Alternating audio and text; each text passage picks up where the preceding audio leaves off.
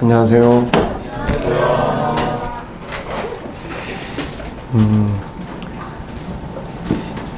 좀 홀리 토크라 보니까 약간 낯설기도 하고. 네, 제가 좀 목소리가 원래는 되게 좋았었거든요. 네, 제가 그 3년 전에 우리 갑상선 2개를 떼는 암 때문에 수술을 했다가 지난해 연말에 다시 이제 후두에 암이 전이가 돼서 그래서 이제 암 수술도 이제 큰 수술은 아니었지만 항암 치료를 지난 7월에 다 이제 마쳐서 목소리가 좀 생각만큼 시원하게 안 나가고 또 듣는 분도 좀 답답하게 들릴 수도 있는데요. 그래서 여러분에게 이렇게 목소리 안 좋다는 얘기를 미리 해놓고 시작하려고 합니다. 말씀 전해야 하는 시간 있죠? 네. 하나님 말씀을 한번 보겠습니다. 요한복음 3장 16절입니다.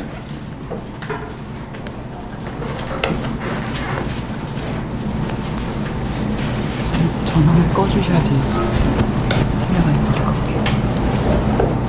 같아요. 요한복음 3장 16절. 여러분 너무나 잘 알고 있는 말씀인데요. 우리 다 같이 한 목소리로 봉독하겠습니다. 시작.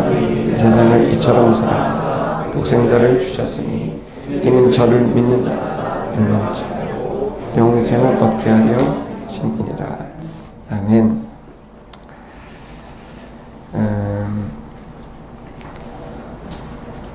요즘 이 시대는 저는 이제 올해 50살이 됐거든요.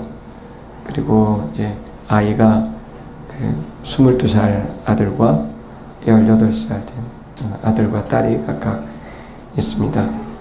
아이들과 많이 대화를 하는 편입니다. 그러면서 이제 아이들이 갖고 있는 고민들을 많이 얘기를 하게 되고요. 그러면서 또 저는 교회에서는 목회자로 제가 21살 때부터 전도 활동을 시작했으니까 28년, 9년 정도 만으로 된 것 같습니다. 그러면서 정말 많은 친구들을 전도하고 또 제자 양육이라고 하죠. 그래서 양육을 하는 거를 거의 30년 가깝게 하고 있습니다. 그러면서 이제 닦을까요? 위에 쪽을 만질까요? 저희 아들과 딸이 고민하는 게 어떤 거냐면 기독교에서 항상 개종을 해야 되니까 아빠 기독교가 약간 좀 일방적이고 독선적인 느낌이 많아서 전도할 때 늘 부담이 돼. 그런 얘기를 해요. 이유가 뭐냐면 종교를 바꿔야 되는 거죠. 신을 바꿔야만 구원을 얻을 수 있다고 하니까 아들과 딸이 지금은 아들은 영국에서 있고 딸은 한국에 있지만 전도를 정말 많이 하려고 하는 친구들이에요. 근데 이 친구들이 하면서도 늘 부담되는 건 교회에 다니면서 개종을 시켜야 되니까 이게 제일 친구들 보고 그냥 교회 오라 그래도 친구들 마음속에 그러면 이제 신을 바꿔야 되는 거냐, 우리 집안은 불교 집안이고 이렇게 되니까 개종하는 것에 대해서 불편한 생각을 갖는 사람들이 많다는 얘기를 많이 합니다. 사실 기독교는 개종을 요구를 하죠. 네가 정말 섬기고 있는 신, 네가 믿고 있는 게 뭐냐? 너 자신이라면 너 자신이 아니라 예수님에게, 네가 다른 신을 믿고 있다면 그게 아니라 예수님을 믿고 살아가라고 하는, 예수님만 믿고 살아가라고 하는 이 말이 굉장히 부담스럽다고 아이들이 얘기를 하더라고요. 또 하나는 뭐냐면 아이들이 이제 접하고 있는 기독교가 워낙에 이제 다양한 세상의 가치관들이 있다 보니까 지금 우리 21세기 대한민국의 기독교는 사실 기독교라고 해야 될지 종교시설이라고 해야 될지 혼란스러울 정도로 무분별하게 현대 문화와 사상이 혼재되어 있는 게 사실이거든요. 그러다 보니까 각 사람들이 경험한 기독교가 다르고 또 기독교에서 가르치는 교회에서 가르치는 내용들이 차이가 있다 보니까 저희 아들, 딸들이 고민하고 있는 게 어떤 기독교가 진짜 기독교냐, 어떤 교회가 진짜 교회냐 라고 하는 혼란스러운 것이 있다고 생각한다는 겁니다. 그러다 보니까 또 좀 교회 중에서 긍정적인 모습을 보이는 교회도 있지만 부정적인 모습을 보이는 교회들이 있는 거잖아요. 그죠? 아시다시피 목회자들의 어떤 그런 그 문제라든지 또 아니면 기독교 신자들이 대중사회에서 인정받지 못할 만한 그런 삶을 사는 그런 경우들이 있는데도 너무나 이제 아이들의 눈에는 기독교가 목사 자녀인데도 너무나 아무 문제가 없는 것처럼 늘 가르치고 또 기존에 해왔던 방식들, 패턴을 바꾸려고 하지 않는 그런 것이 너무 강해서 교회 가면 뭔가 답답한 느낌이 너무 많이 든다는 거예요. 그래서 제가 우리 교회도 그러냐 그랬더니 그거는 말을 못하겠고 그 얘기는 우리 교회도 그런 부분이 있다는 거죠. 아버지가 담임 목사님인데도. 그러면서 이제 기독교에 대한 아빠 그러면 기독교가 꿈꾸는 건 뭐야? 어떤 걸 교회는 뭘 꿈꾸는 거야? 사실 이 대화가 지금 제가 얼굴이 좀 새카매졌죠? 까맣죠? 골프 친 거 아니고요. 지금 저희 교회는 매년 국토를 직접 걸으면서 나라와 민족을 위해서 기도하는 걸 통일을 위해 기도하는 거를 2011년부터 하고 있어요. 지금 사실은 제가 어제 세종시까지 걸어와서 서울에 와서 오늘 예배 드리고 여러분들 찾아온 거예요. 부산에서부터 걸었고 저는 저희 아들, 딸들은 여수에서부터 걸었고 그래가지고 어제 그제 세종시 그 카이스트 바로 직전에서 만나서 한 3시간 동안에 커피 먹으면서 아들, 딸하고 밤 1시까지 얘기한 내용이에요. 그 내용을 이제 여러분에게 얘기를 해볼게요. 그러니까 이러면서 아이들이 고민하는 거죠. 18살짜리의 고민, 22살짜리의 고민입니다. 그러면서 이제 그 아들이 교회에서 원하는 그림이 뭐야? 어떤 목표, 어떤 목적을 향해 가고 있는 거냐고 저한테 질문을 하더라고요.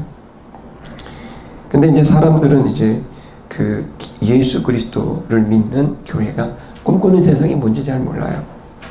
그걸 저는 한마디로 규정한다면 제 아들에게 이런 얘기를 했어요. 어둠의 나라에서 빛의 나라로가 아닌 어둠의 나라에서 사랑의 나라로 옮기는 거야. 바울은 그렇게 얘기를 했어요.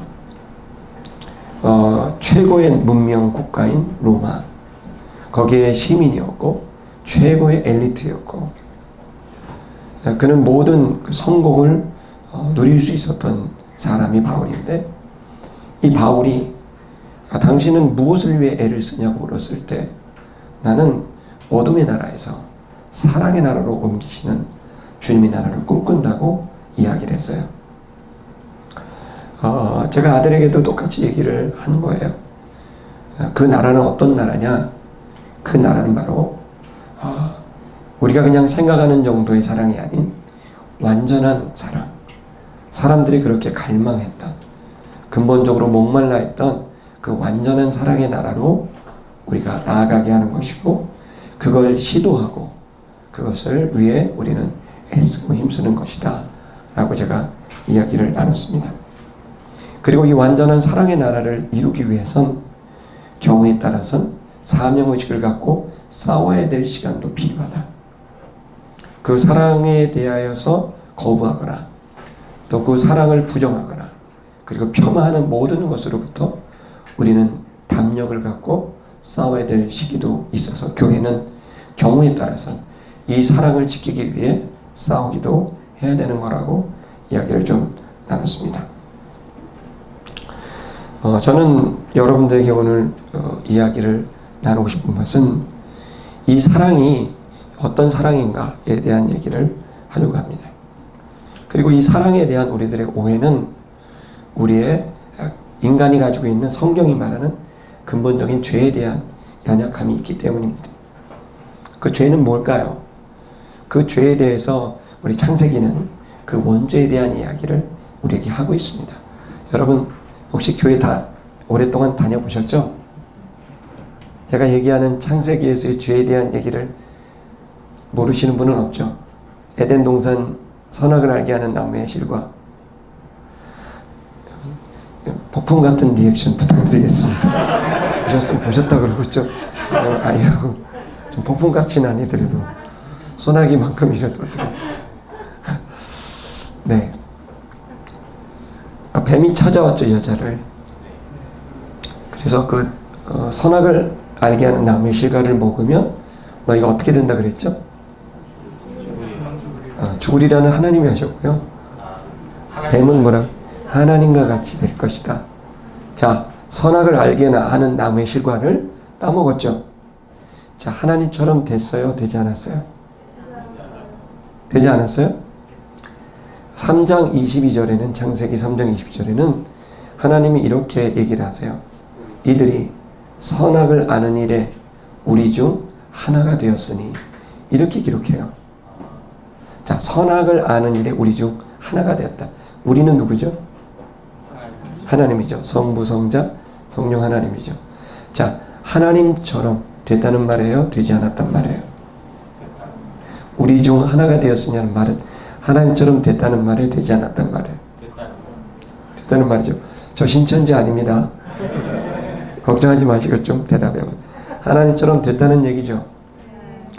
우리 중 하나가 됐어요. 근데 단서가 있어요. 선악을 아는 일에 있어서 우리 중 하나가 됐다. 선악을 아는 일에 있어서 우리 중 하나가 됐다.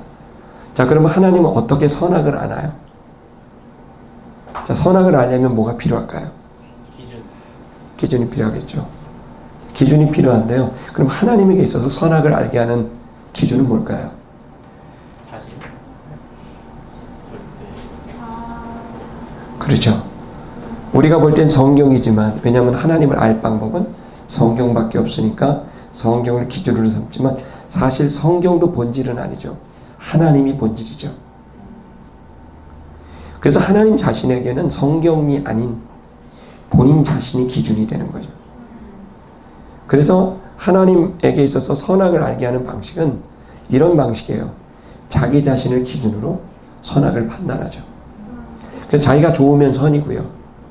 하나님이 싫어하면 악이 되는 거죠. 그렇게 독선적인 게 어딨냐 물어본다면 하나님은 그래도 될 만한 분은 그분은 그렇게 자기 중심이 되셔도 모든 지식에 뛰어난 지식을 가진 분이고 그분은 완전한 분이기 때문에 그분이 그분 자신을 기준으로 판단해도 그분 본인이 완전하기 때문에 그의 판단도 완전한 거죠. 그래서 성경은 하나님의 완전성을 얘기하고 또 하나 얘기해요. 그분의 판단은 완전하다는 거예요. 그렇게 될 수 있는 것은 하나님의 판단을 자기 자신을 중심으로 하기 때문에. 근데 인간이 그렇게 된 거예요. 선악을 알게 하는 나무의 실과를 먹게 됐을 때 인간이 하나님처럼 됐어요. 맞아요. 마귀가 한 말이 맞아요. 근데 틀려요. 왜 틀리냐면 하나님처럼 됐는데 하나님처럼 안 된 거예요. 두 가지가 다 있어요. 마귀는 새빨간 거짓말을 안 해요. 하나는 옳고요. 하나는 틀리게 말해요. 많은 사람들에게 완전한 진리, 완전한 생명을 선택하지 못하도록 하는 사탄의 방법은 그것을 부정하는 게 아니라 마치 예를 들어 이런 거예요. 다이아몬드 아시죠? 이 다이아몬드를 선택하지 못하게 하는 방법은 가짜 큐빅을 그 옆에 수천 개를 뿌려놓으면 진짜 다이아몬드를 선택할 수 없어요. 마귀가 쓰는 방법은 진리인 것처럼 참인 것처럼 그런 것들을 옆에 뿌려놔요.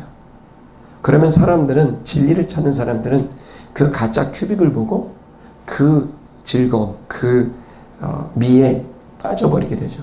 결국 다이아몬드를 선택할 수는 없게 되는 거죠. 마귀가 여자에게 했던 얘기가 그런 거예요. 네가 이걸 먹으면 하나님처럼 될 거다. 맞는 얘기였죠. 근데 틀리는 얘기였죠. 어떤 것에서 하나님처럼 됐냐면 그의 존재가 하나님처럼 되는 게 아니라 여자는 그 존재가 하나님처럼 될 거라고 생각했지만 마귀가 한 얘기는 선악을 아는 일에 있어서 하나님처럼 될 거란 거였어요. 선악을 아는 일. 하나님은 자기를 중심으로 선악을 판단하죠. 근데 그분이 그래도 되는 건 그분 완전한 분이기 때문에 그의 판단도 완전한 거죠. 근데 문제가 있죠. 누가? 사람이. 저와 여러분이에요. 저도 그렇고 여러분도 그렇고 우리도 모르게 선악을 알게 하는 나무의 실과를 먹은 그 영향이 들어와서 우리도 모르게 그냥 선악을 판단해요. 나를 중심으로. 자, 들어보세요. 어떤 목사님이 여러분에게 날마다 성경을 가르쳐 주고요. 식사도 대접해 주고요. 학기가 됐을 땐 장학금도 줘요. 만날 때마다 격려해 줘요. 희망을 불어넣어 줘요. 자, 좋은 목사님이에요? 나쁜 목사님이에요? 신천지죠. 근데 우리는 우리 자신도 모르게 그냥 판단이 돼요. 그리고 그것이 진짜라고 믿어요. 그것이 우리의 불행이에요. 하나님 없이도 우리는 금방 판단이 돼요. 여러분 저 보니까 어때요? 얼굴이 까매요? 하얘요? 아마 필리핀 사람이 보면 하얗다 그럴 거고요. 여름에 보면 까맣다고 그러겠죠. 제가 착한 사람이 나쁜 사람이에요. 점점 대답이 어려워지죠. 그러나 우리는 몇 번의 친절, 몇 번의 섬김을 통해 저런 목사님은 없다고 이야기를 하죠. 어느 경우에는 막 혼내죠. 좋은 목사님이 나쁜 목사님. 그런데 우리는 모두 나에게 있는 경험들, 내가 가지고 있는 작은 인포메이션, 그 지식들, 그것이 들어와서 그것으로 우리 판단을 해요. 사람들은 거기에 빠진 거예요. 그리고 그 판단이 옳다고 믿는 게 더 큰 문제죠. 그리고 이 판단이 옳으니까 난 이대로 살아갈 거야 라고 생각을 하게 되는 거죠. 근데 정말 문제는 그렇게 살아도 그렇게 판단해도 될 거냐에 대한 문제는 다른 문제라는 거죠. 우리는 삶을 통해 경험했어요. 나의 판단이 얼마나 오류가 많고 내가 하게 된 판단의 정보의 내용이 얼마나 적으며 내가 그것을 연산할 수 있을 만한 연산 능력이 뛰어나지 못하는 것과 그리고 내가 이것을 판단한다 할지라도 이 판단을 말할 수 있는 자격이 내게 있느냐, 여러 가지가 문제가 된다는 건 경험을 통해 알게 된 거죠. 사랑도 마찬가지예요. 사랑에 대한 생각도 수많은 사랑에 대한 정의들이 있어요. 수많은 사람들이 사랑을 얘기를 해요. 그들 나름 하나하나마다 의미가 있고요. 가치가 있어요. 세상에 가치 없는 게 어디 있겠어요. 하지만 정말 그것이 큐빅인지 다이아몬드인지 알 방법이 없는데 우리는 그냥 우리도 모르게 그게 그냥 그것이라고 진실이라고 믿고 싶기도 하고 또 믿어지게 되는 거죠. 저도 그래요. 제가 결혼하고 신혼여행 가서 결혼을 후회했었거든요. 그걸 아내한테 얘기했더니 더 난리가 났거든요. 근데 지금은 좋아요. 잘 버티고 견뎠더니 행복한 게 조금씩 나와요. 아파 보니까 부인 없으면 어떡할 뻔했나. 항암 치료 2박 3일 하고 갔다 오면요. 체중이 5kg 이상 줄어요. 그냥 그렇게 힘들어요. 그래도 아내가 옆에 있으니까 좀 낫더라고요. 근데요, 저의 수많은 판단, 내가 왜 그랬을까? 그때 그 사람은 나한테 왜 그런 말을 했을까? 왜 그때 나는 왜 그런 말을 했을까? 한 540km를 걷잖아요. 걸으면서 생각나는 건 다 그런 생각밖에 안 나요. 내가 왜 그때 그렇게 판단했을까? 나는 왜 거기에 그렇게 그때 그것을 왜 이렇게 말하고 했을까? 왜 그 사람은 나한테 그랬을까? 그런 의문점들이 정말 많아요. 그러다 보면 그 생각에 매이게 되고 그 생각에 매이다 보면 정말 인생이 되게 우울하게 느껴지기도 돼요. 근데 그러다가 예배하고 찬양하고 말씀을 보고 가게 되면 생각이 마치 정리가 되는데, 여러분 초등학교 다닐 때 흙 여기 쇳가루 막 뿌려놓고요, 말굽자석을 딱 갖다 두면 갑자기 차차차차차차 붙죠. 약간 그런 느낌이 생겨요. 막 생각에 꼬리를 물면 쇳가루를 뿌려놓은 것 같아요, 책상 위에. 아, 정말 모르겠다. 난 왜 그랬을까? 그렇다면 내 미래는 어떨까? 막 쇳가루가 흐르는 것처럼 그래요. 근데 참 희한하죠. 찬양을 하기 시작하고, 그리고 성경을 보고 메시지를 들으면 마치 말굽자석을 탁 갖다 놨을 때 쇳가루가 탁탁탁 정리가 되듯이 말이에요. 제 생각이 정말 정리가 되는 거예요. 그래서 또 한번 느끼는 거죠.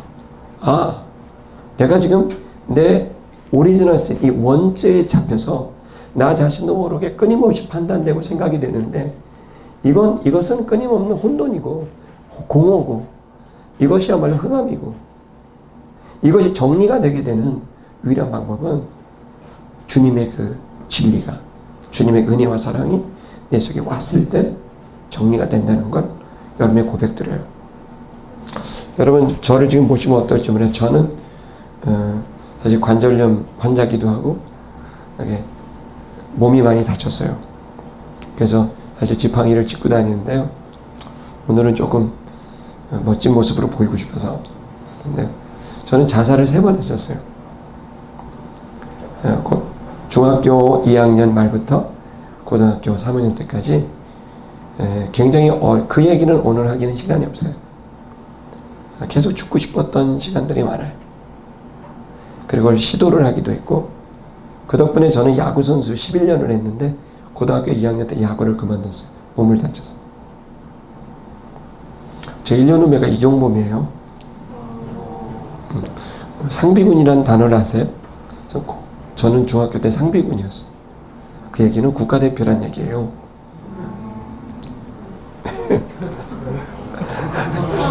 별로 그렇게 중요하진 않아요. 저희 아들, 딸들도 안 믿어요. 그러다가 종범 씨 가끔 집에 오고 이러면 놀래죠. 상도 많이 받고 있지만 그건 저한테는 제 삶의 근본, 제가 고민하는 부분은 따로 있었어요. 그거를 이기기 위해서 운동도 했고 승부욕을 갖고 악착같이 했지만, 그러나 그 일이, 어떤 행위들이 나를 바꾸지는 못했어요. 계속 나는 그 깊은 어두움에 들어가게 됐고, 결국에는 고등학교 때 몇 차례 시도를 하게도 되고, 그 덕분에 야구를 그만뒀을 때 얼마나 후회했는지 몰라요. 더 죽고 싶었어요. 난 왜 그랬을까? 그때 내가 소주를 먹지 않았다면, 누군가 한 사람이 날 말려줬다면, 별 생각이 다 나는데, 그 후회와 후회를 생각했을 때 점점 인생은 더 우울해지고 힘들어졌어요. 그때 저에게 하나님께서 이 진리를 나중에 깨닫게 해주시면서 여러분에게도 얘기하고 싶은 건, 저는 여러분과 제가 이 귀한 걸음에 정말 해답에 가까운, 여러분 이 주일날 오후에 여기 오셨다는 것만으로도 정말 좋은 선택이에요.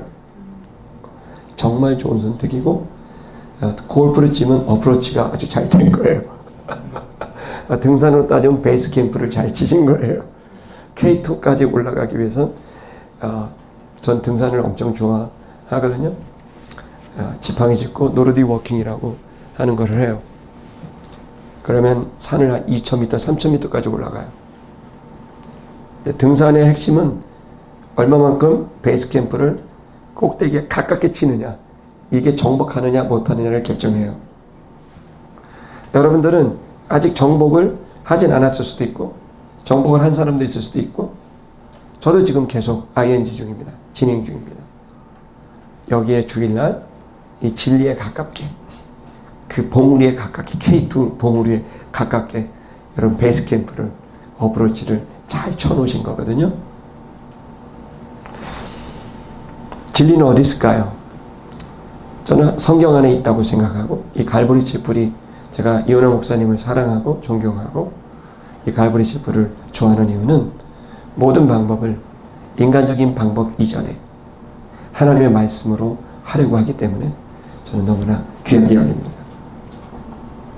제가 얘기하고 싶은 건 그겁니다. 원죄 가운데 있는 우리들이 우리의 생각과 판단이 물론 있습니다. 아주 스마트한 친구들은 정말 놀라운 의견을 내기도 합니다. 그러나 그 모든 의견들의 근본적인 문제는 바로 진리라고 하는 것이, 진리를 말할 수 있는 분은 하나님밖에 없다는 겁니다. 수많은 의견일 뿐이지 그것이 진리하고는 다를 수도 있다는 겁니다. 그런 면에서 저는 성경이 말하는 그 진리, 성경이 말하는 그 진리가 말하는 그 사랑, 그것에 대해서 계속해서 이 갈보리 셰프를 통해 여러분들 그것이 처음 깨달아지고 또 사라지고 느껴지게 되는 그런 축복이 임하게 될 것을 믿습니다. 인류가 그 근본적인 문제를 갖고 있기 때문에요. 이 문제를 찾고 답을 모르는 사람이 꼭 네이버 같은 거예요.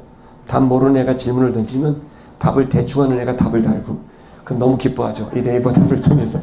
근데 사실 전문가들이 네이버 답을 보면 가슴이 터지죠. 저렇게 말하면 큰일 나는데 답이 너무 많은 거예요. 약간 이런 거예요. 답을 완전히 모르는 애가 답을 적당히 하는 애가 답을 달면 너무 기뻐하면서 그것이 답이냐 생각을 하게 되는 네이버식의 이러한 접근이 아니라 진짜 답을 아는 자가 그 답을 달아줄 수 있는 방식을 선택하는 건 너무 귀한 일이라고 생각합니다. 그 성경이 말하고 있는 답이 뭐였냐면 예수 그리스도입니다. 그 예수 그리스도에 대해서 한 번도 인격적으로 만나보지 못한 분이 있을 수 있고 또 어떤 분들은 그 예수님을 만나본 사람이 있을 겁니다. 이건 황당한 얘기일 수도 있지만 이 설교라는 저에게는 황당한 얘기가 아니라 가장 중요한 얘기입니다. 그 예수 그리스도가 오셔서 오늘 우리에게 주는 실질적인 혜택은 영생이라는 것입니다. 생명입니다. 영생이 뭘까요? 이 영생은 수많은 생명 중에 하나일 수 있습니다. 그러나 가장 완벽한 생명이죠. 예를 들어 여러분 여기에 식물이 지금 안 보이지만 나무가 있습니다. 나무에도 생명이 있죠. 자, 그 생명은 그 생명의 질이 있고 성질이 있습니다. 자, 강아지도 생명이 있겠죠. 그 강아지가 가지고 있는 생명의 질이 있어요.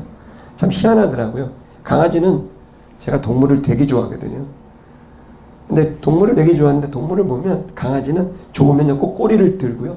막 해요. 누가 가르쳐주지 않는데 그 강아지라는 생명은 저절로 그렇게 하는 거예요. 반면에 고양이 거꾸로요. 기분 나쁘면 꼬리를 들어요. 그 생명의 질이 그런 거죠. 각자의 어떤 생명의 질들이 있어요. 근데 성경이 말하고 있는 영생도 조에라고 하는 이 영생도요. 그것도 이 생명은 영생은 하나님이 가지고 계신 생명의 질이에요. 누가 갖고 있는 생명의 질이요? 하나님이에요.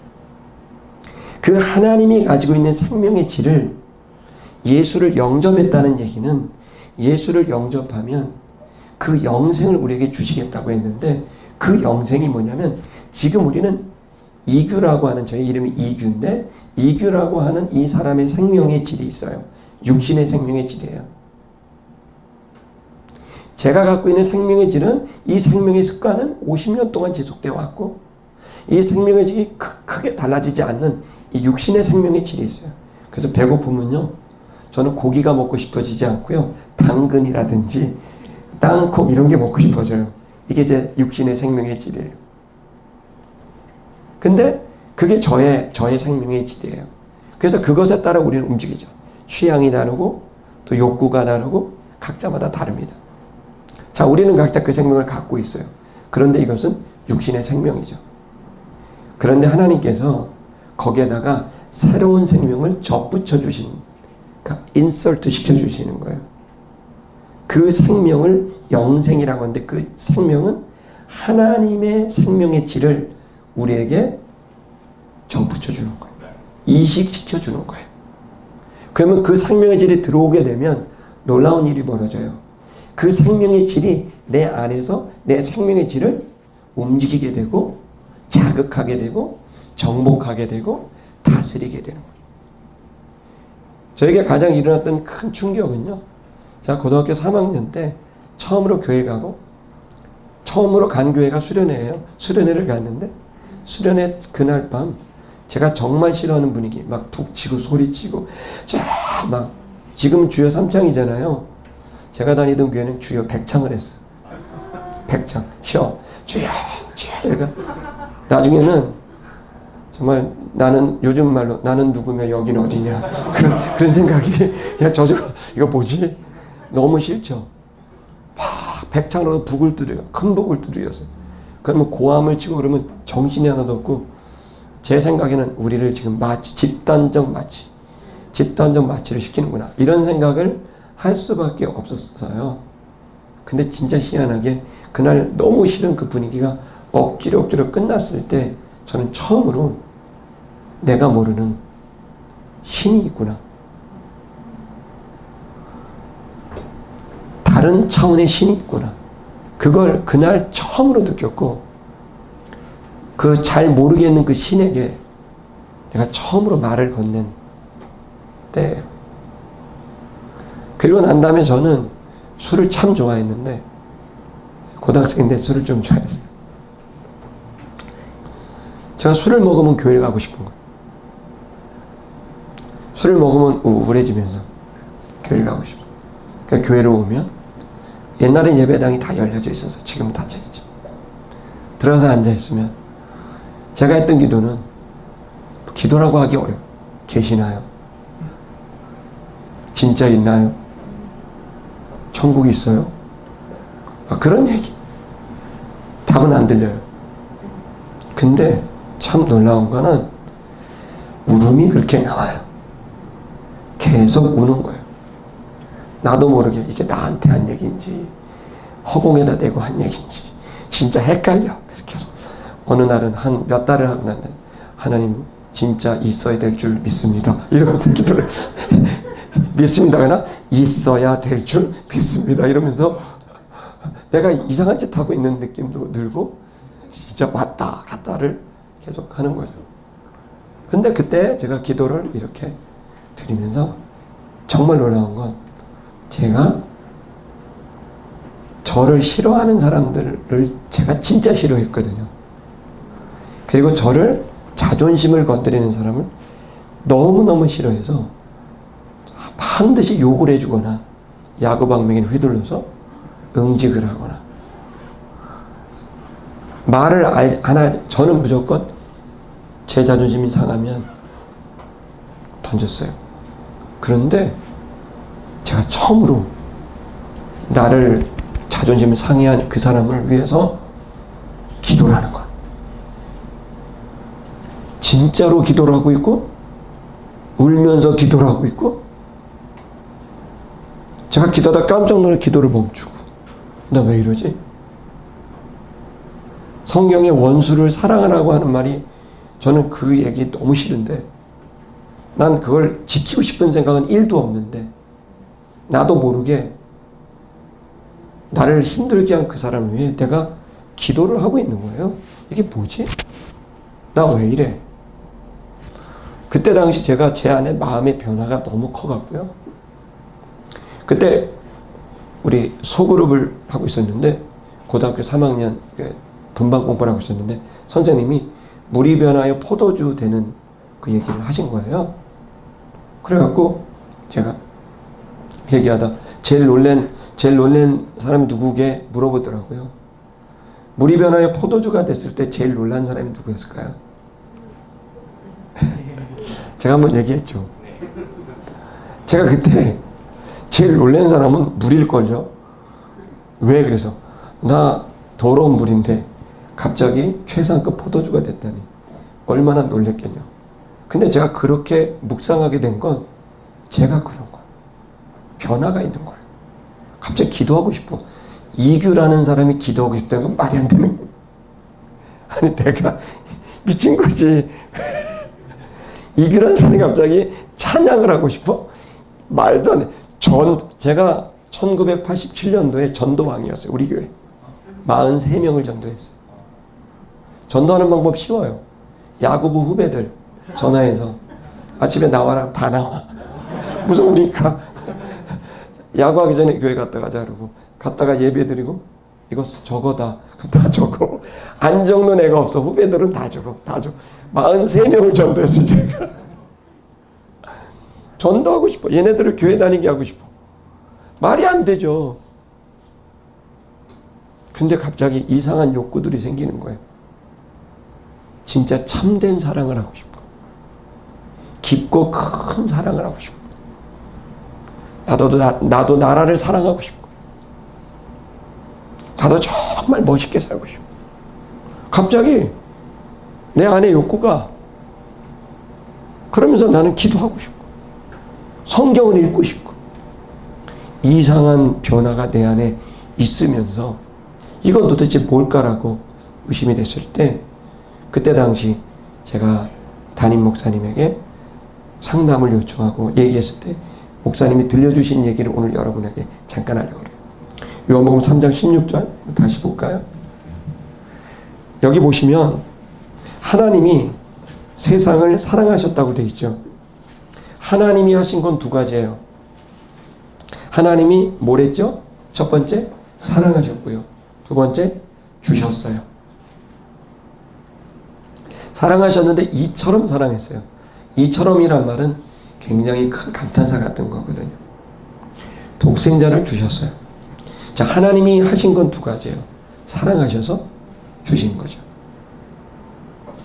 여러분, 사랑해서 주셨어요. 주셨다는 말이 뭘까요? 주셨다는 건 여러분 독생자를 줬다. 저한테는 참 특이한 경험이 몇 번 있었는데, 하나가 제주도로 선교여행을 떠났어요. 한 9년 정도 됐어요. 제주도로 선교여행을 떠났는데 함덕 해수욕장이라는 곳에 이르렀는데, 거기에 있는 그 성결교회를 도우러 갔는데 저희 아들이 따라갔어요. 13살이었는데 그 아들과 또 우리 같이 갔던 스태프들이 전도여행을 마치고 마지막 날에 함덕해수욕장에서 수영을 하고 있었어요. 김영해수욕장. 함덕이 많아서 김영이라는 곳을 가서 김영해수욕장에 해수욕을 하고 있었는데, 저는 늘 마음이 긴장돼요. 바다에 가면 사고가 날까봐. 근데 아닌 게 아니라 그날 사고가 일어났어요. 김영해수욕장에서 제가 이렇게 하고 있는데 중학생 2명이 빠진 거예요. 근데 그 옆에 우리 아들도 빠진 거예요. 우리 썰물과 밀물이 있는데 아이들이 이제 물이 빠졌을 때 거기 있다가 갑자기 물이 들어온지를 모르고 바위 위에 있다가 다이빙을 했는데 세 녀석이 물이 너무 깊은 거죠. 3명이 빠졌는데요. 제가 그걸 지키고 있다가 물안경을 끼고, 참 물이 맑아요 거기가. 들어가서 봤더니 바위가 너무 멀리 있어요. 그 옆에는 그냥 모래사장이어서 얘네들 3명을 다 구하기가 어려울 수도 있겠다는 생각이 들어요. 너무 고민이 돼요. 순간 누구를 구해야 되나. 저는 정말 지옥 같은 시간을, 그 한 몇 초 안 되는 시간 속에서 고민과 갈등을 하는데요. 내가 누구를 먼저 구해야 될까? 제가 어떻게 했을까요? 아들을 먼저 구했어요. 근데 참 다행히도 2명을 더 구할 수 있었어요. 해수욕장이 널브러져서 있던데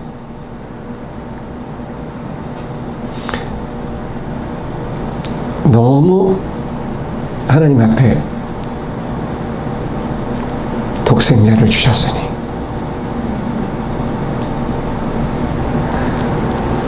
내가 하나님께 그랬어요. 저는 아들을 못 줄 것 같아요. 근데 당신은 아들을 주셨네요.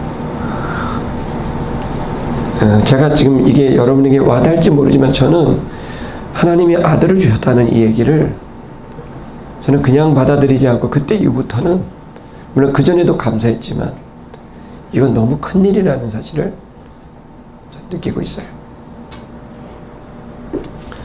하나님 여러분을 사랑하신다는 얘기를 하고 싶습니다. 하나님이 얼마나 사랑하냐면 독생자를 주시기까지 사랑하는 것.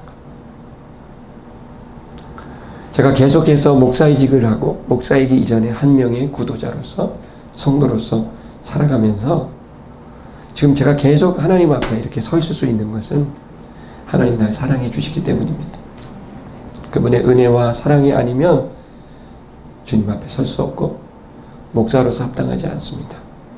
성도로서도 합당하지 않는 삶이지만 주님의 은혜와 사랑이 계속 저를 향하고 있기 때문에 저에게는 아직 기회가 있는 겁니다. 여러분들에도 축복합니다. 하나님 여러분 사랑합니다. 얼마나 사랑하냐고 묻는다면 독생자를 주기까지 사랑하는데 이게 여러분 느껴질지 모르겠지만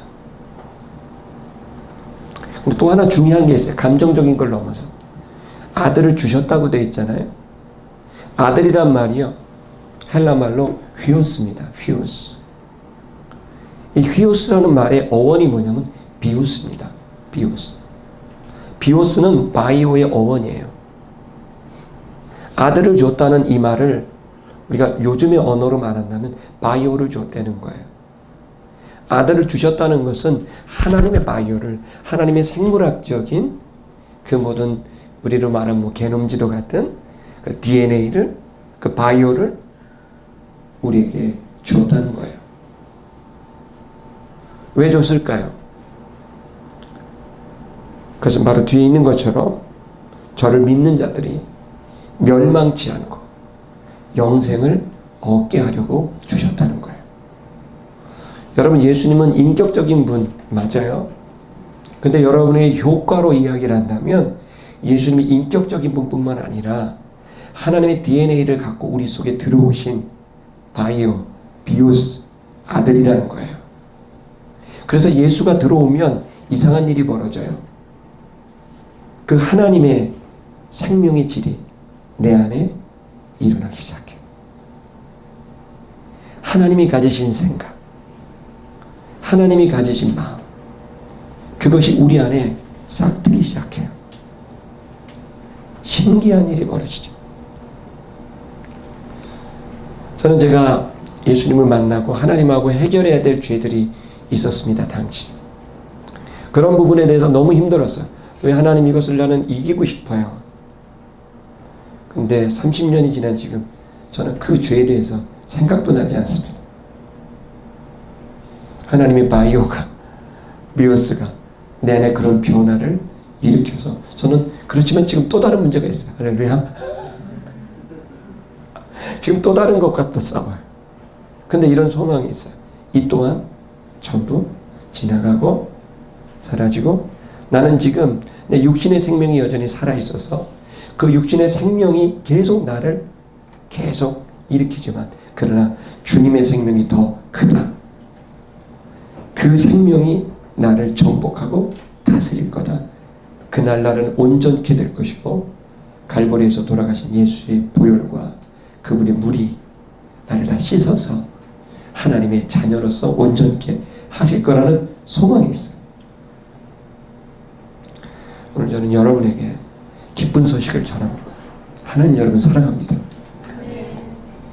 아들을 주신 분이 뭐를 안 주겠습니까? 다 줄 거예요. 아멘. 다 주실 거예요. 그리고 그 아들이 여러분에게 온전한 변화를 일으켜 줄 겁니다. 우리 같이 온전해지십시다. 그날을 소망하면서 이 믿음의 길을 끝까지 완주하시기를 주의 이름으로 축복합니다. 기도하겠습니다.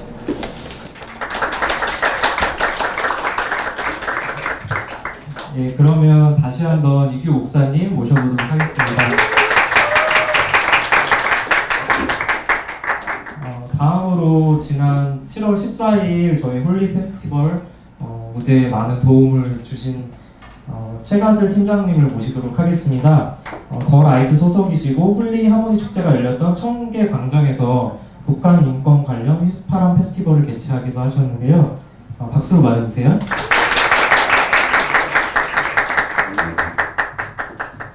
그리고 이제 누구를 모실까요? 저희 그 스승이시고 저희 담임 목사님이신 이현아 목사님 이 자리를 모시겠습니다. 큰 박수로 맞아주세요.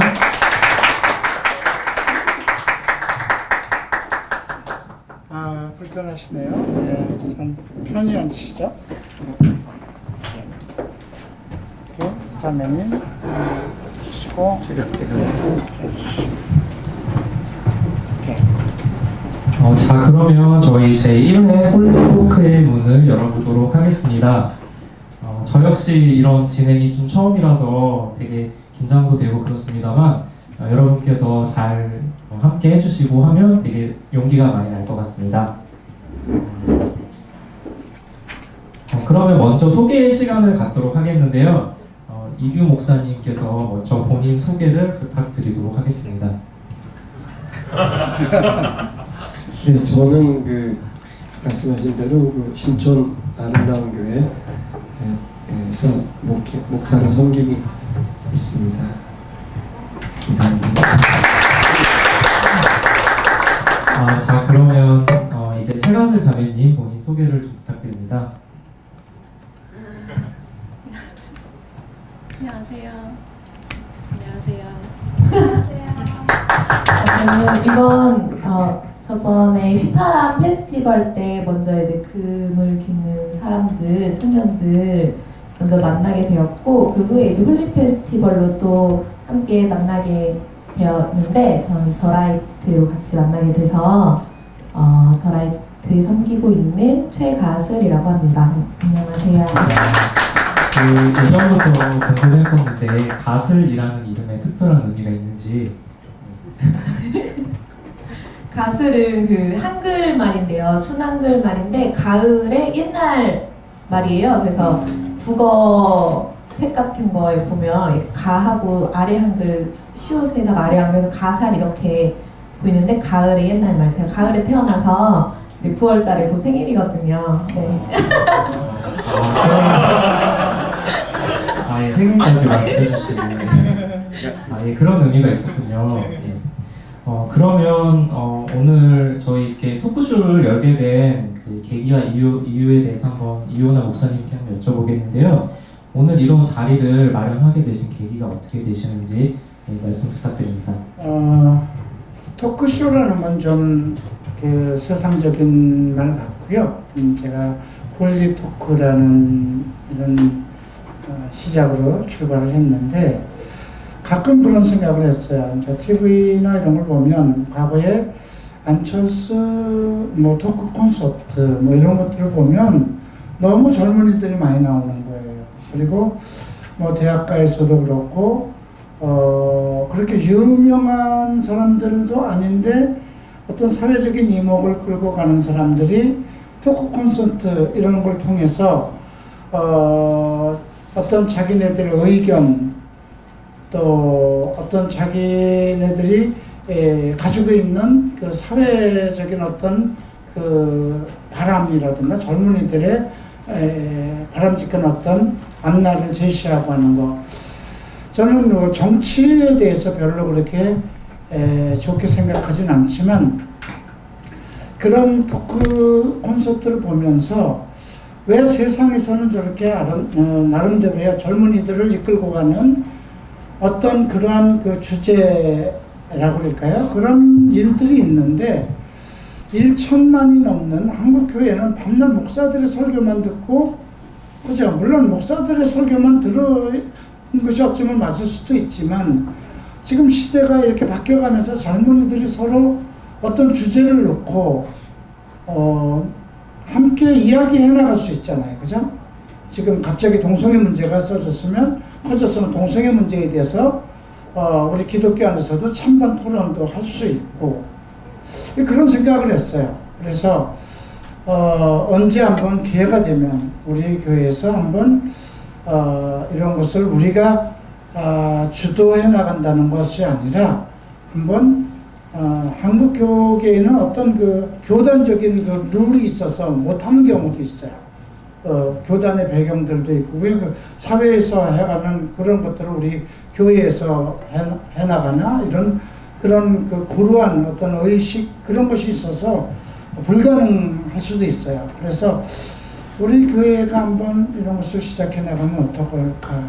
만약에 이것이 이제 우리가 매달 첫 주에 이런 시작, 오늘 첫날이지만 다음에 또 어떤 분을 모시고 나가서 이것이 이제 유튜브라든가 또 그 페이스북이라든가 이런 SNS를 통해서 또 하나의 어떤 우리 기독교인들에게 전달하는 메시지가 될 수 있지 않을까 그런 생각에서 출발했습니다. 예, 우리 교회도 이렇게 일방적인 메시지의 시대에서 그리스도 안에서 서로 교감을 하기 위한 그런 토크를 여신 것 같습니다. 그러면 이규 목사님을 게스트로 제1회 게스트로 초대하신 특별한 이유가 있으신가요? 잘생겼잖아요. 예, 그런 이유가 있군요. 상남자잖아요, 그죠? 예, 누가 봐도 목사인 나도 내가 봐도 참 키도 크고 잘생기고 또 청년들 목회도 잘하시고 탐나는 부분이거든요.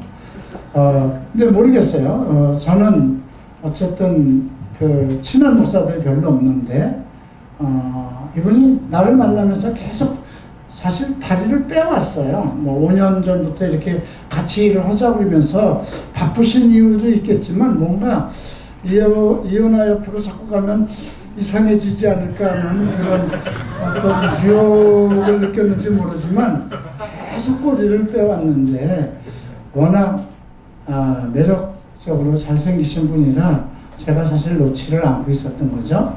예, 근데 이번에 저희 교회 모시게 돼서 참 반갑습니다. 박수를 한번 다시 맞춰. 네, 그러면은 최가슬 자매님은 어떤 이유에서 모셨을까요? 그 이름도 좀 특이하지만요. 만난 거 얼마 안 됐어요. 한 3개월 정도 됐고 지난번 여름에 그 휘파람이라는 것에 우리 이제 흑입사 팀들이 참여하면서 있었는데 상당히 저는 그렇게 매력 있게 느껴졌어요. 예, 각 사람마다 자기 매력이 있지만 우리 최가슬 자매는 뭔가 사람들을 만나면 같이 금방 친해질 수 있는, 예, 우리 교회에 지금 몇 년씩 됐어도 이렇게 상당히 거리감 있는 친구들이 많아요. 그죠? 쉽게 대화할 수 없고 뭔가 항상 이렇게 자기 선을 긋고 있는 사람이 많은데 우리 최가슬 자매는 상당히 이렇게 좀 뭔가 대화할 수 있는 길이 열리는 그런 매력이 있었던 것 같아요. 그래서 이번에 한번 또 좀 이런 걸로 해서 조금 더 친해보자 하는 그런 생각을 가져서 초대했습니다. 네, 저도 목사님 말씀에 되게 동의를 하는데요. 네, 그러면은 저희 이번 7월 14일 행사에 아름다운 교회와 더라이트가 이제 홀리 하모니라는 문화 나눔 축제에 함께 하였는데요. 이호나 목사님을 알게 되신 계기와 그 다음에 탈동성애 운동에 함께 하시게 된 동기를 한번 여쭤보도록 하겠습니다. 이규 목사님 먼저 대답해 주세요. 저는 이제 성경을 전하고 복음을 전하는 그 사람인데요. 요즘 시대에서 우리 한국 사회에서 굉장히 중요한 이슈가 이제 동성애가 돼가고 있고요. 그러다 보니까 제가 처음에는 반동성애 운동을 기획하고 진행하는 일을 하고 있었어요. 근데 이제 진행하면서 제가 느끼고 생각하는 거는 이거 대안일 수는 없겠다는 생각이 들어서 반동성애 나름대로의 가치는 있어요. 하지만 이것이 우리가 믿고 있는 그리스도 십자가를 우리 사회에 전달하는 방법에는 좀 적합하지는 않다는 생각을 하게 됐고, 그러면서 복음이 주는 가장 큰 건 승리하는 거잖아요. 그런 면에서 자유와 또 그 월감해진 것에서 자유함을 얻고 또 자유를 넘어서서 다른 이들을 또 해방시키는 그런 부분에서 탈동성애는 굉장히 복음적이다. 그리고 이 탈동성애가 확산된다는 건 우리가 뭐 동성애뿐만 아니라 우리에게는 수많은 죄들을 이길 수 있는 그 복음의 가치를 증명하는 일이다. 그래서 복음의 증인이 되는 일이 아닌가. 그런 의미에서 탈동성애 운동의 높은 가치를 알고 동참하고 싶었고요. 또 앞으로도 더욱더 이 일에 함께하고 싶은 생각이 있습니다. 예, 답변 감사합니다. 그러면 최가슬 자매님께서는 어떻게 저희 함께 참여하게 되셨는지. 저는 갑자기 기억이 안 나네. 저도 멍해요 지금.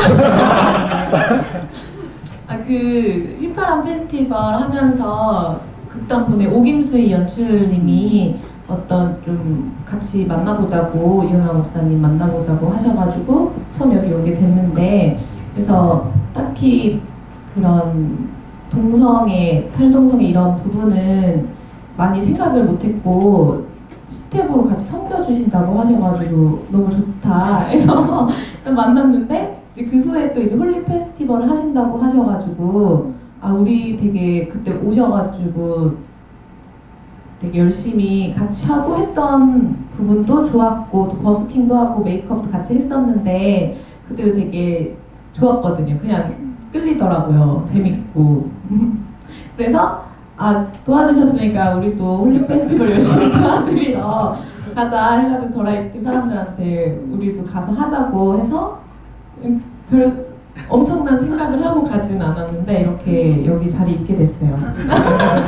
근데 제가 며칠 전에 알은 건데, 저는 그냥 이분이 하나의 뭐 청소년 사역 이런 문화 사역을 하면서 우리 탈동성애 운동과 함께 또 나름대로 어떤 같은 비전을 가지고 함께 할 거다, 그렇게만 생각했어요. 근데 어느 날 갑자기 저한테 카톡으로 영상 하나를 보내주셨는데, 바로 작년도에 좀 제가 싫어하는 부분이거든요.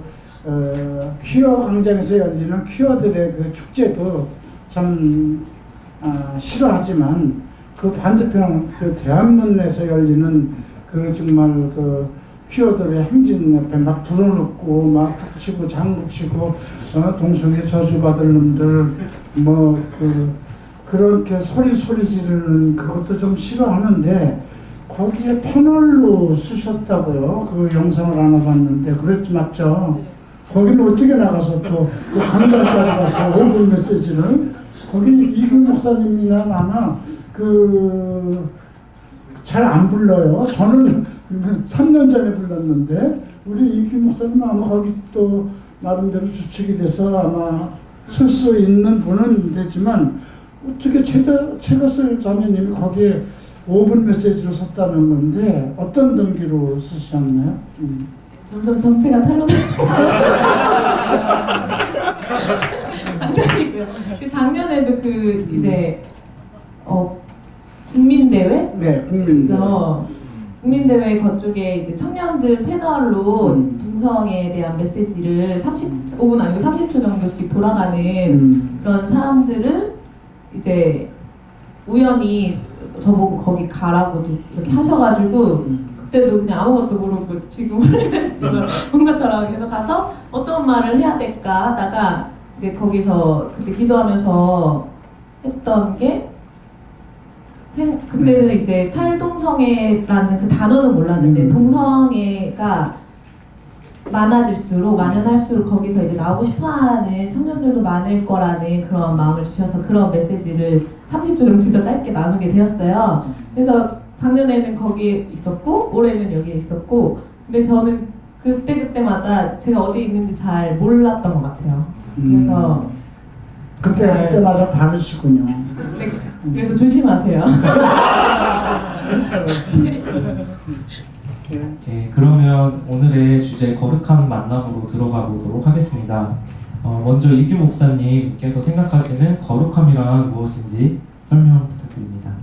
거룩한 일은 미리 사전에 질문지가 왔습니다.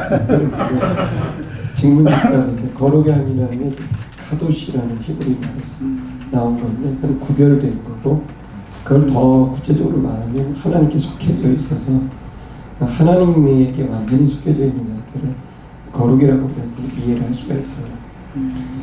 저는 그런 의미에서 거룩이라는 것을 이루기 위해서 예수님이 오셔서 하나님과 우리 사이 막힌 담을 제거하시고 하나님께 완전히 속할 수 있는 문을 여셨다고 생각합니다.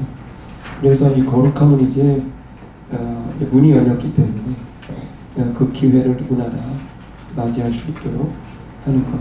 그래서 저는 이제 거룩함은 주님께로 가고 주님을 만나고 또 주님의 인도함을 구하는 모든 이들에게 하나님 허락하시는 일이 아닌가 그렇게 생각합니다. 네, 감사합니다. 그러면 최가슬 자매님께 있어서 거룩함이란 어떤 의미일까요? 저에게 거룩함이란 저는 생각을 해봤는데 거룩은 정말 하나님의 성품 중에 중요한 하나라고 생각이 들었고 그래서 더 제가 닮을 수 없다는 그런 생각도 들면서 그렇지만 그래도 하나님의 거룩을 힘입어서 내가 거룩하신 하나님과 더 함께하고 하나 될 수 있도록 정말 나를 거룩하다고 여겨주시는 그런 예수님의 십자가를 더 바라보게 하는 하나님의 성품이라고 생각합니다. 네. 그러면 저희가 이제 교회 기독교 크리스찬으로 살아가면서 거룩함에 살기 위한 여러 가지 이제 어려움들을 겪게 되는데요. 예를 들어 회식에서의 술자리라든가 그런 이제 겪는 문제들이 있는데요. 그러한 것을 이제 그런 거룩하게 살아가기 위해서 극복하는 방안들이 있을지 혹시 경험담이 있으시다면 좋고요. 좀 같이 나눠주셨으면 감사합니다. 지금 회식을 예로 들으셨으니까 그 얘기를 할 수밖에 없는데 제가 군 생활을 할 때 군단장님이라서 별이 3개 되신 분 회식에 참여한 적이 있어요. 육군단. 근데 이제 그때 이제 그분이 저한테 술을 권해주셨거든요. 근데 이제 제가 그때만 해도 술을 끊었고 이제는 그걸 안 하려고 생각했는데 갑자기 별 3개, 이제 군대 갔다 오신 분은 알겠지만 별 3개는 하늘이거든요. 범접할 수 없는 존재인데 헬기 타고 다니시거든요, 그분은. 근데 그 앞에 있는데 순간적으로 많은 갈등이 있었지만 그러니까 저는 이제 그 예를 들면 그때 저는 술을 이제 받긴 했어요. 그를 받고 감사합니다 그러고 마시지 않고 제가 크리스천이라 제가 마신 걸로 하겠습니다. 감사합니다. 그랬더니 이제 군단장님은 껄껄대고 웃으셨는데 밑에 참모들이 굉장히 싸늘해지면서 그날에 제가 보탠 게 아니라 중대장이 와서 1시간을 때리고 선임하사가 와서 1시간을 때리고 제 위에 병장이어서 제가 3시간 이상을 맞았어요. 화장실에서 얼마나 맞았는지 정신없이 부탁을 제가 군대 다닐 때 그랬어요. 그러고 이제 났는데 그게 이제 저한테 회식의 거룩과 관련된 가장 피부로 느낀 경험. 지금 뭐 꼭 그런 일은 없다 할지라도 비슷한 갈등과 고민이 있을 거예요. 근데 저는 항상 이렇게 생각해요. 안 먹으면 제일 좋죠. 안 하면 제일 좋죠. 그래서 좀 안 하는 걸 결정을 하는 게 중요하다고 생각해요. 근데 이제 저는 더 중요한 건 안 하냐 하나냐가 아니라 동기와 목적이 뭐냐는 거죠. 내 동기와 목적이 뭐냐가 더 중요하다. 그런 면에서 내가 이것을 죄송하지만 뭐 다니엘도 술 맡은 관원장이었고 직업들이 술 맡은 분이 여러 분 있어요. 그러니까 술에 관련된 이런 부분은 저는 지금 와인도 한 방울 안 마시지만 중요한 건 내가 이 일을 무엇을 위해 하느냐 하지 않느냐 그건 하나님 앞에서 양심껏 죄송하지만 먹어도 먹지 않아도 그건 큰 의미는 없다고 봐요. 중요한 건 내 중심을 삼으시는 하나님이 계시기 때문에 그래서 저는 마시지 않지만 마셨다고 해도 누가 그 부분을 했다고 해도 그걸 정지하고 싶은 생각이 없어요. 주를 위해 마실 수도 있고 주를 위해 안 마실 수도 있다고 생각해요. 그렇지만 자기가 어떤 뜻을 정하는 게 되게 중요하다. 뜻을 정하고 가고 그 속에서 삶을 정리하는 게 훨씬 더 이런 유혹과 테스트에서 벗어나갈 방법이다. 제안을 한다면 목사기 때문에 말하기 되게 어려워요. 목사님은 그럴 상황이 목사한테 출근하는 사람 없잖아요. 그러니까 훨씬 더 쉽죠. 그러니까 여러분에게 뭘 얘기할 수 없어요. 그렇지만 그래도 제가 계급장 떼고 얘기를 하면 뜻을 세워서 가봐라 한번 두들겨 맞아도 한번 가보고 그런 뚝심은 필요하지 않을까. 그러나 그래도 뭔가 저는 한 번은 저희 막내 고모부가 저한테 이러면 나한테 한 번만 술 따르고 같이 먹을 교회 나갈게. 술 먹었어요. 그 고모부가 암 말기가 돼가지고 보람의 병원에서 돌아가시기 직전에 세례 받으시고 천국 가셨거든요. 그러니까 저는 그 술이나 이런 거는 그거보다 더 중요한 건 마음의 중심이라고 생각을 했을 때 두 가지 그 충격적인 경험을 여러분에게 나누면서 답을 대신합니다. 거룩함을 얘기하면서 갑자기 또 술 얘기가 나와서 이게 거룩함하고 술과 어떤 대조되는 얘기 같은데 지금 목사님은 예수 믿고 군대 나가서 술자석에서 술 거부했다가 지금 되게 맞았다고 그러잖아요. 육군단입니다. 통신단. 그랬군요. 저는 예수를 30살에 믿고도 열심히 술을 팔았습니다. 술을 먹어주는 분들이 저기에는 대단히 고마운 분들이잖아요. 그때 지금은 목사 되신 분들도 계시고 권사님이라고 하는 분들 지금 뭐 열심히 그 방송에 가끔 나와서 노래 부르시는 분들이 있는데 그분들이 또 권사님들, 가수님들, 영화배우들 그런 분들이 오셔서 같이 술을 먹으면서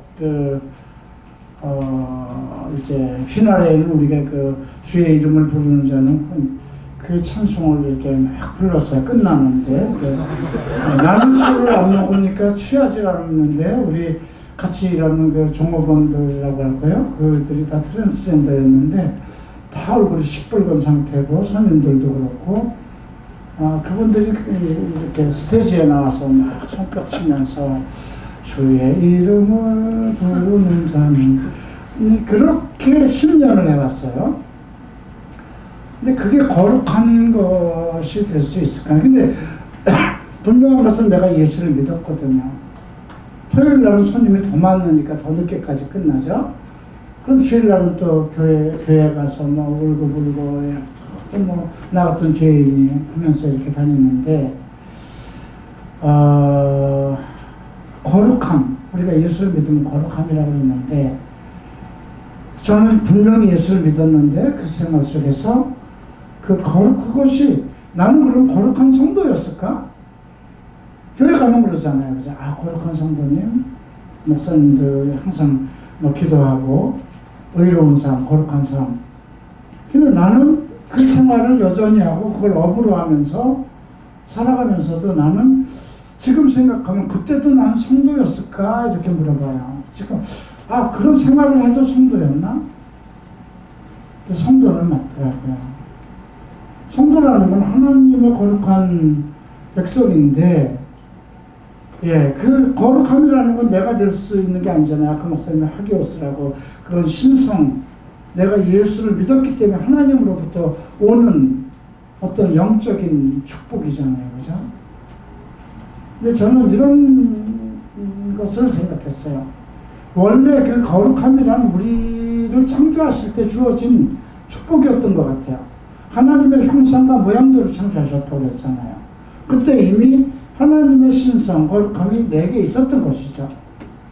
그런데 우리가 아담 할아버지라고 해야 될까요? 그분의 잘못으로 인해서 우리가 모두 죄인이 되어버려서 그 거룩함을 상실한 것인데 예수를 다시 믿음으로 인해서 하나님의 자녀가 되면서 그 거룩함이 다시 우리에게 주어진 하나님의 축복인데 근데 요즘에 와서는 이렇게 생각을 해요.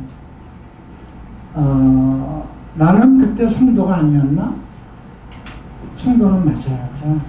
우리가 로마서 1장을 보면 로마에 있어서 하나님의 성도라고 부르는 자들에게를 축복하거든요.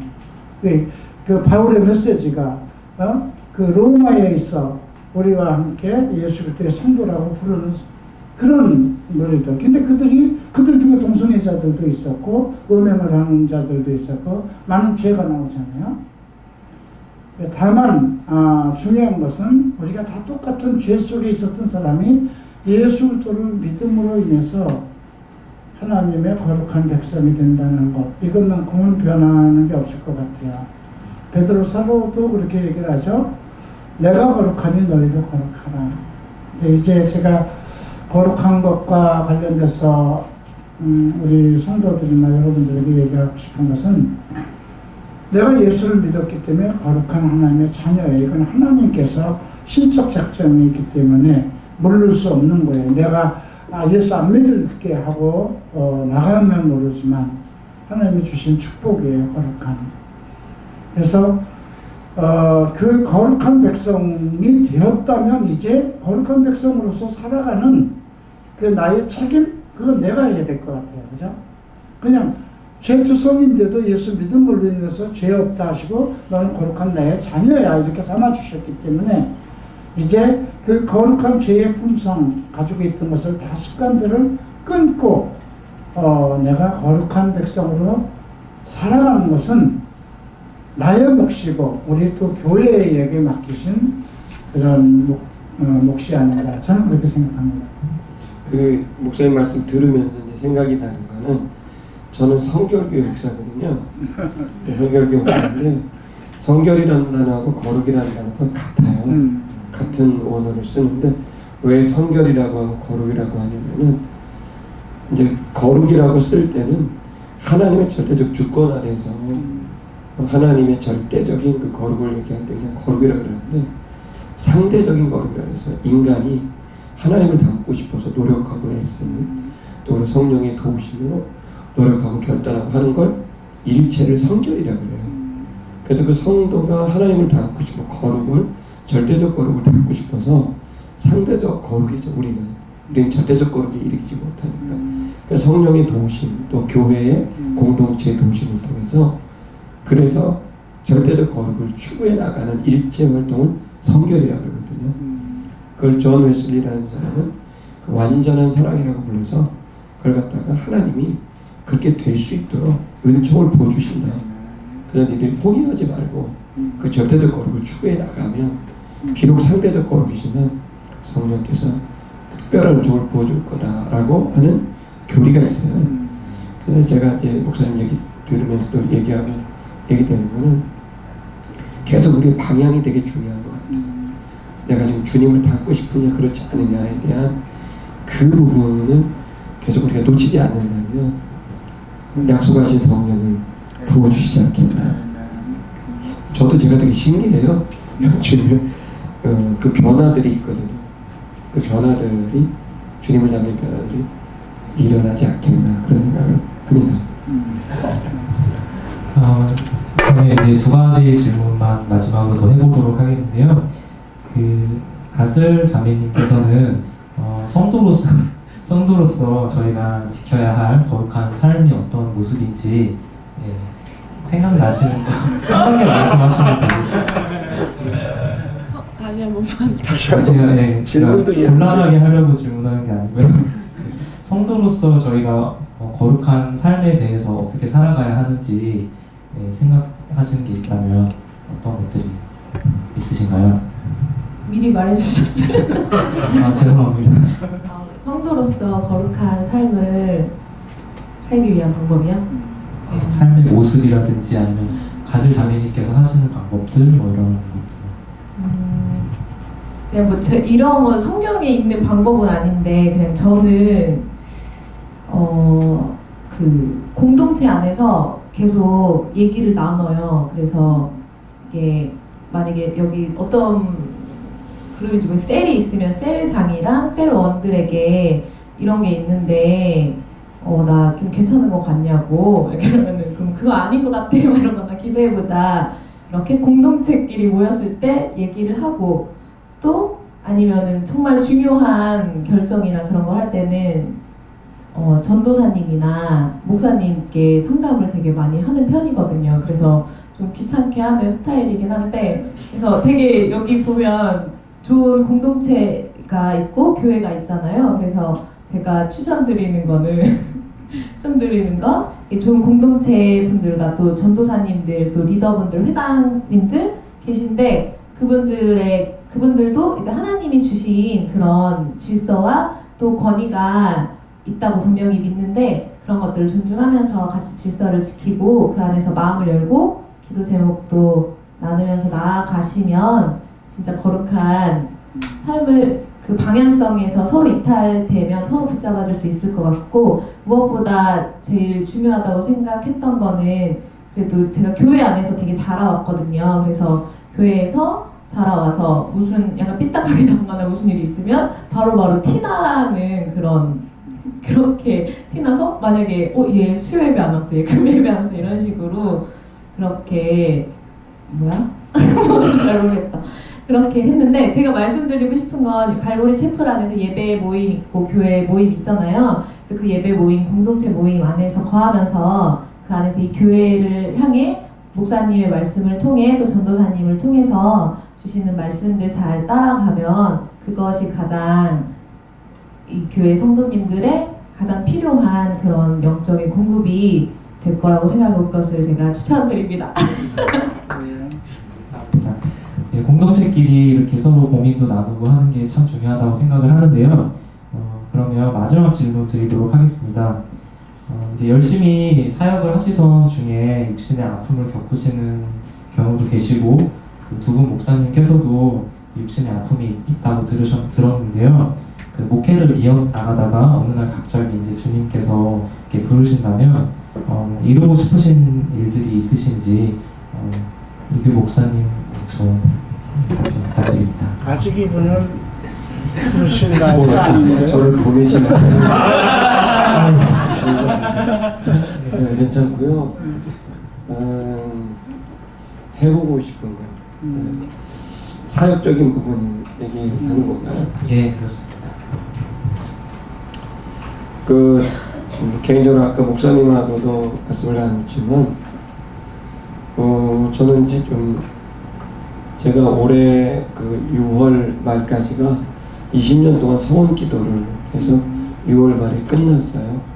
그건 뭐냐면 1998년도 6월에 제가 이제 제 스토리들이 있지만 하여간 1997년도 IMF 때 제가 부도가 나서 그때는 이제 목회와 사업을 같이 하고 있었습니다.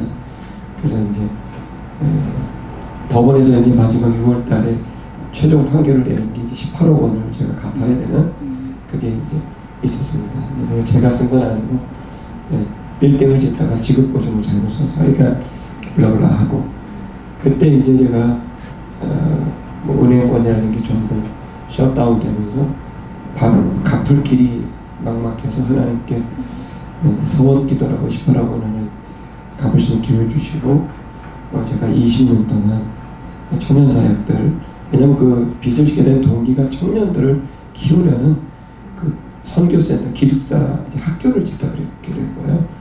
그래서 이제 제가 이제 그런 기도를 드렸는데 그래서 지난 20년 동안 청년 사역만 이제 왔고 어디 교회 청빙회도 가지 않고 계속 청년 사역만 20년 동안 했고 이제 올해 6월에 마무리가 됐어요.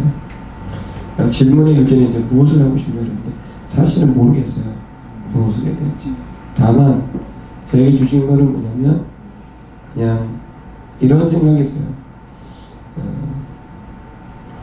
제가 이제 2번의 꿈을 꾼 적이 있어요. 올해 초에 진로를 놓고 아직도 기도 중에 있는데 그 기도는 뭐냐면 그 했을 때 꿈이 늪이 이렇게 보였어요. 늪이 2번 꿈도 늪이었고 사람들이 저한테 거기 가면 위험하다.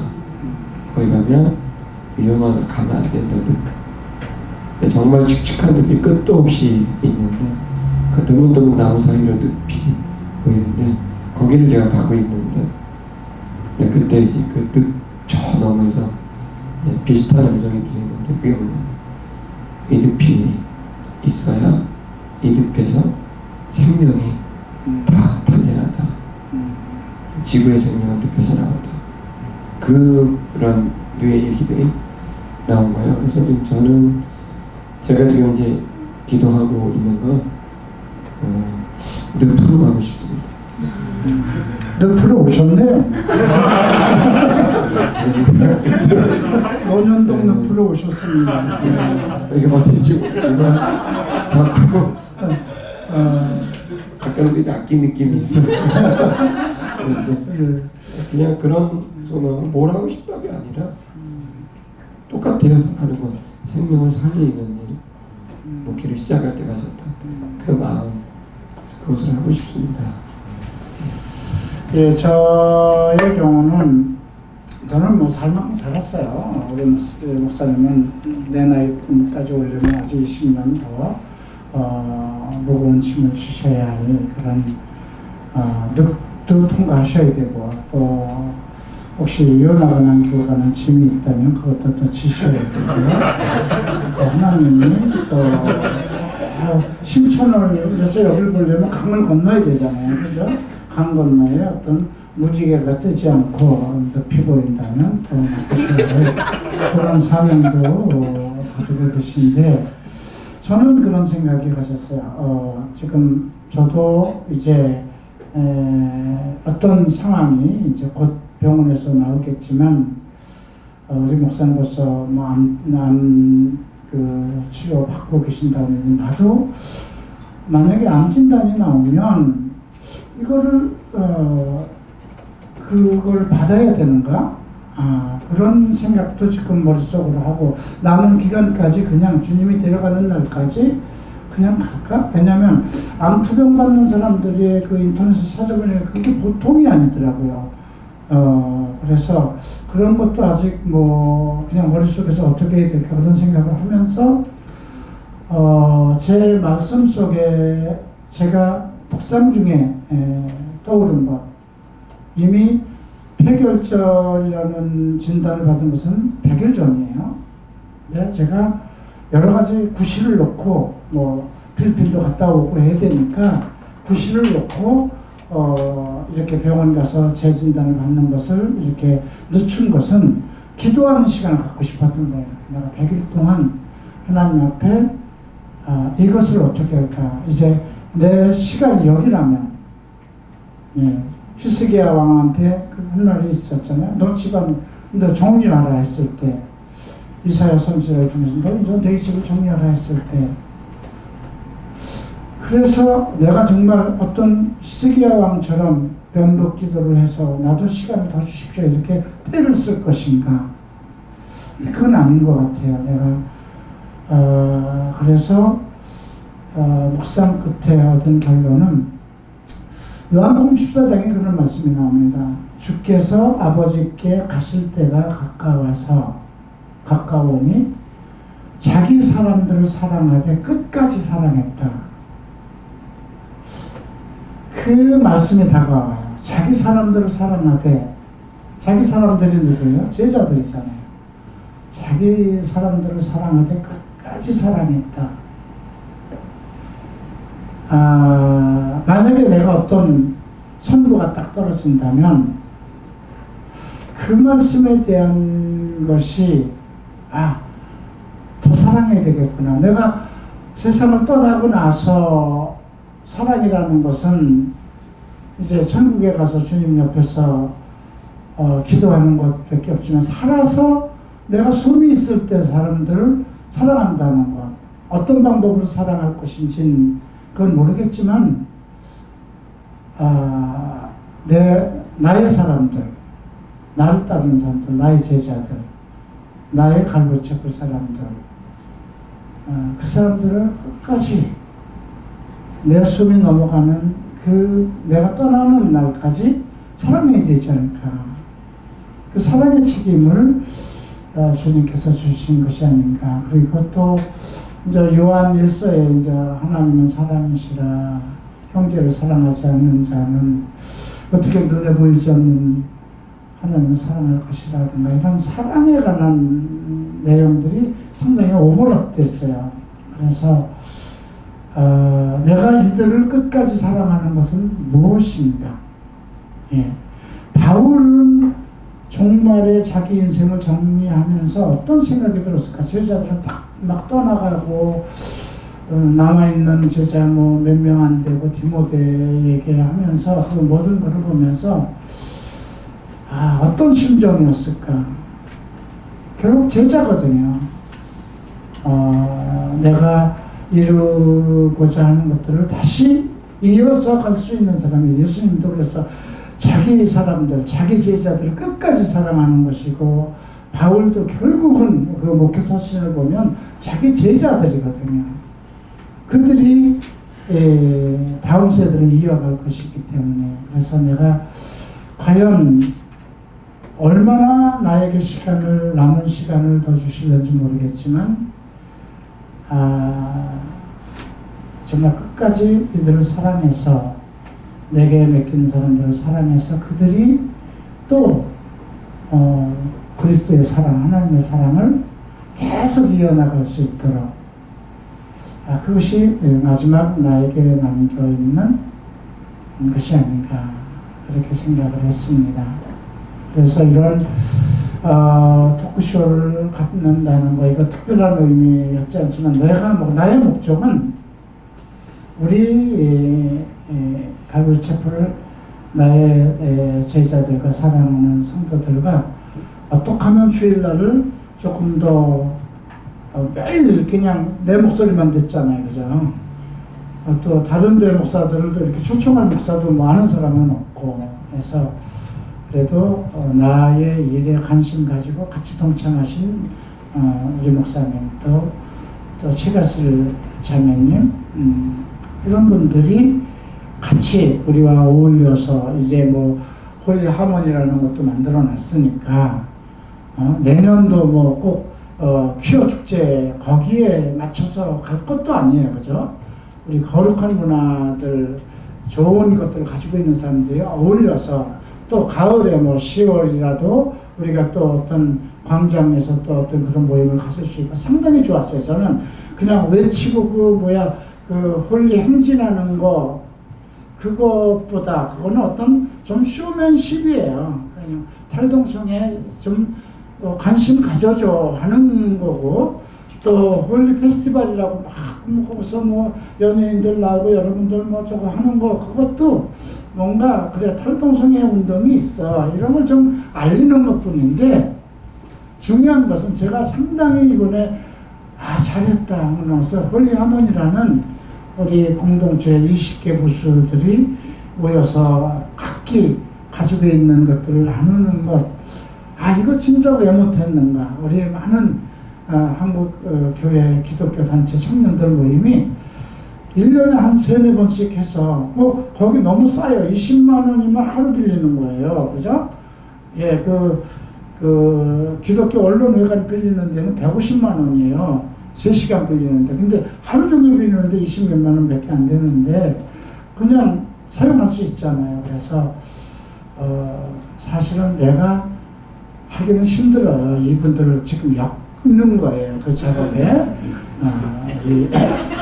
저희를 완전히 꼼짝 못하도록 이제 여기까지 엮어놓고, 이제 10월 달에 느닷없이 어느 날 정해놓고 준비하십시오. 또 그렇게 할 수도 있는지. 왜냐하면 저는 내가 어떤 지금 폐와 관련된 질병이 없다 하더라도 70이면 한국은 은퇴 나이예요.